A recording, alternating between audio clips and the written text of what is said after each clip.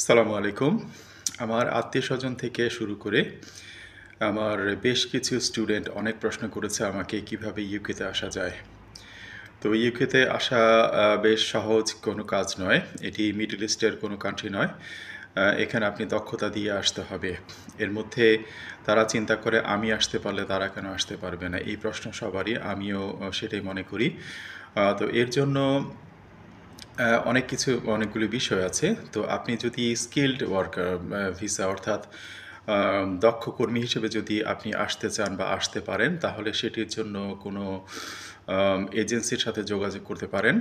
আমার সেটি জানা নেই। তো এর জন্য আপনার বিশেষ কোনো দক্ষতা থাকতে হবে অবশ্যই।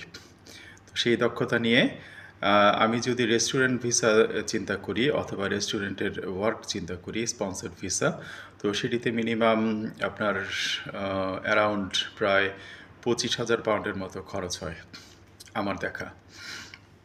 এর কমও হতে পারে, বেশিও হতে পারে। তো 25,000 পাউন্ডে ধরেন 30-35 লাখ। তো সেটি কতটা আপনি বহন করতে পারবেন সেটি আপনার উপর। নাম্বার 2, আমি যে স্টুডেন্ট ভিসায় আছি, তো সেই স্টুডেন্ট ভিসায় আসাটা কিছুটা সহজ এবং পয়সা একটু কম লাগে। আর আপনি কাজ করে পার্ট টাইম কাজ করে আপনি এটা মোটামুটি তুলে ফেলতে পারবেন এবং সাথে পোস্ট স্টাডি ওয়ার্ক পারমিট 2 বছরের দেবে তারা। এখন সেটি 1.5 বছর হয়ে গেছে। সেটিতে আপনি টাকা তুলে ফেলতে পারবেন আশা করা যায়। তো আর এখন কথা হচ্ছে আপনি স্টুডেন্ট ভিসা আসতে চাচ্ছেন আমার মতো, ঠিক আছে? তো স্টুডেন্ট ভিসা যদি আপনি আসতে চান তাহলে ফার্স্ট অফ অল আপনাকে ইংলিশ একটা সার্টিফিকেট নিতে হবে। তো ইংলিশ কি সার্টিফিকেট নিবেন? নাম্বার 1 হচ্ছে আইএলটিএস নিতে পারেন। নাম্বার 2 আপনি টোফেল নিতে পারেন। নাম্বার 3 পিটিই নিতে পারেন। নাম্বার 4 ওয়াইটিক যাকে বলে সেটি আপনি নিতে পারেন এবং নাম্বার 5 আপনি ডুওলিঙ্গো নিতে পারেন। তো আমি ডুওলিঙ্গোর মাধ্যমে এসেছি, এতে খরচ অনেক কম।